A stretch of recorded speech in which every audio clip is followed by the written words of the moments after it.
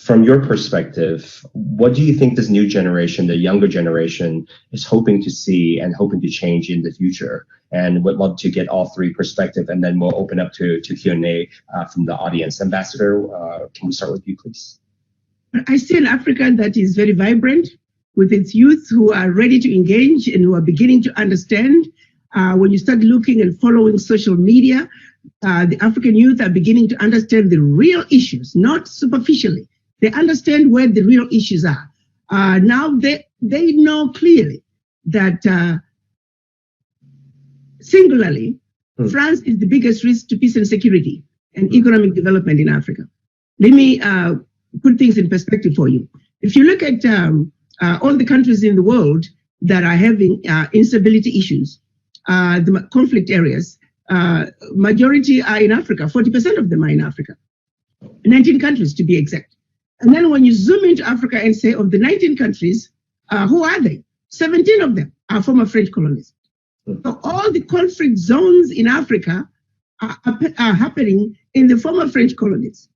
Now, the latest, we have data that shows that during the day, France is supporting the government, and at night, they're supporting the terrorists or the rebels, all intended to keep us in conflict.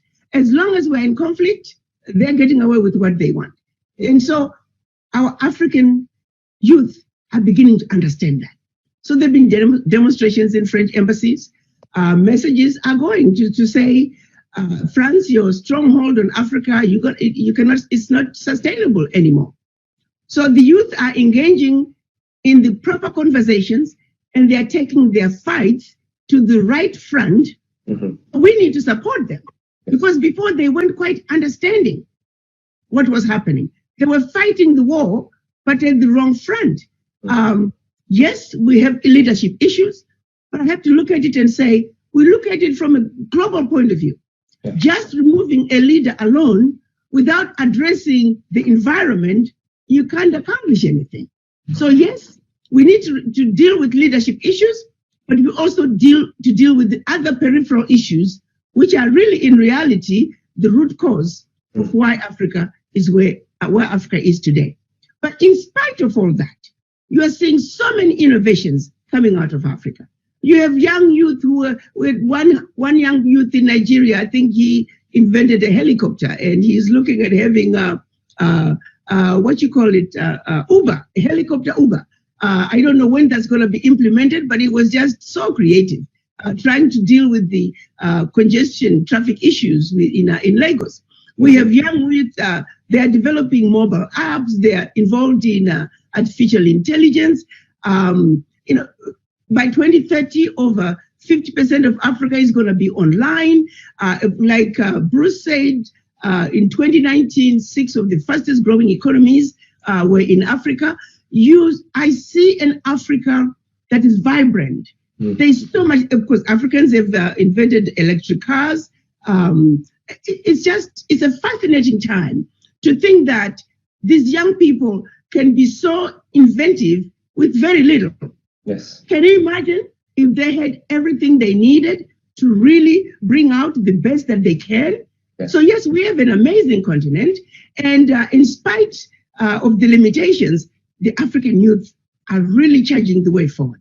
That's why some of us elders, we feel more energized when we see them doing the best they can under very difficult circumstances.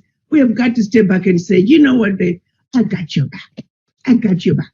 With your energy and your intelligence and a little bit of wisdom that we have, together, we can do this. And those who set out to exploit us, together, we can defeat them. And I can tell you one thing, we will defeat them. We will defeat them. Contrary to what they think, we will defeat them. By the way, Senator, I'm from Zimbabwe. Some say you're Zimbabwe. Okay. There's no two ways about it. Their days are numbered, and they need to know it. Their days are numbered. The sooner they come to the table and begin to treat Africa fairly, the better off the colonizers are going to be. Now, colonizers have not left.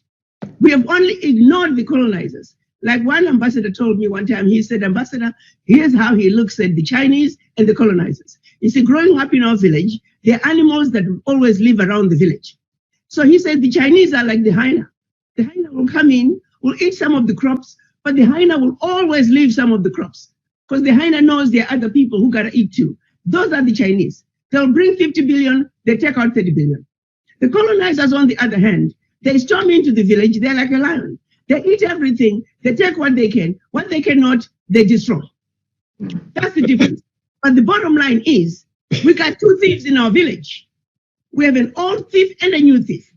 What platform is the old thief standing on to warn us about the new thief? You're afraid of the competition? You're afraid of the new kid on the block? They are both thieves. We must understand them for who they are, except the old thief is so deep-rooted. His roots are so deep. Try getting France out of Africa. It's mission impossible. We can get China out of Africa. Mission impossible getting France out of Africa. So let's understand our issues for what they are. We have two thieves, a new thief and an old thief, and they both must get out of our village. Thank you, Ambassador, for that. Senator, your thoughts on the youth and the future and what their hope is and what their thoughts are. Well, let me say, Ms. Zimbabwe, I'm in love with you already. So let me say this. We have 1.3 billion people, right? You have to understand Africa. And she talks about France all the time. You know, it's so funny. When she was talking, I was thinking, the entire French national team that won the World Cup were all Africans. There's not a single white guy on the French national team, okay? And you have to understand Africa in the context. Let them put it in the context of sports so you can understand opportunity. Take Akeem Olajuwon, rated one of the 50 greatest basketball players in the world, right? He was a soccer player in Nigeria. They brought him to America, and he was interviewed on TV one day. And he said, now you're in America. Tell me the greatest event or what happened in America that makes you love America so much. And he could barely speak English with an American accent. Then he said, when I was in Lagos, my shoes were size 13. In America, I can now wear size 17 shoes. Imagine what he went through, size 13 to size 17, okay, for shoes. Let me give you another example so you understand the potential of Africa. There's a guy called Dick Tiger. Dick Tiger was the first man to be middleweight and light heavyweight champion of the world in 66 and 67. What happened was the British Empire champion was traveling across Africa. He went to the Gold Coast, which is now Ghana. He went to Freetown, which is now Sierra Leone. He said, I will pay you 3 guineas. 3 guineas then, before independence, was 3 pounds and 3 shillings. If you can last 3 rounds with me, I will give you 3 guineas. So he went to Sierra Leone, knocked out everybody, went to Ghana, knocked out everybody, came to Lagos. He said, now, can anybody jump in the ring with me? I will give you 3 guineas. This skinny little kid got in the ring and knocked out the British world champion. He then turned out to be the first black man to be middleweight and light heavyweight champion of the world. The point I'm making is this. We're a diamond in the rough, but we don't have the same opportunity as you.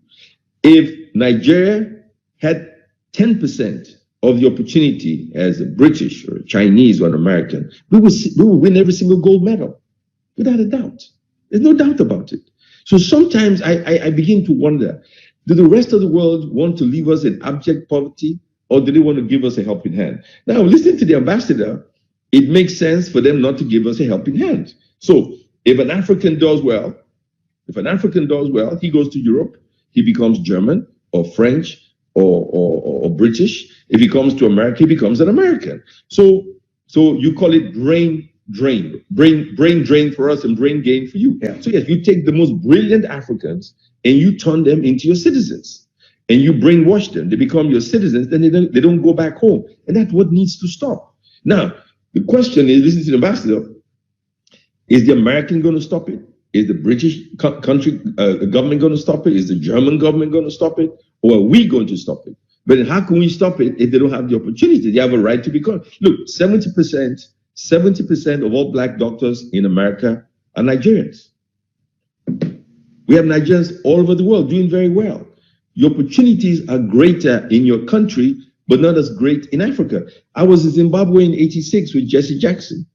And let me tell you, first time I went to Zimbabwe, when I went to Harare, I thought I was in London. I swear to God, it was so beautiful. I haven't been there since. It was amazing. The same way I felt when I went to Cote d'Ivoire, when I went to Dakar, I went to Johannesburg. We have everything in Africa. but something is missing. The question is, are we going to help ourselves, and can we fix the problems ourselves? Do we need the West to help us? The question is, will they help us, or are we going to have this conversation with when we're all dead and our kids and our grandkids are going to take over? I don't know. I don't have the answer to the question.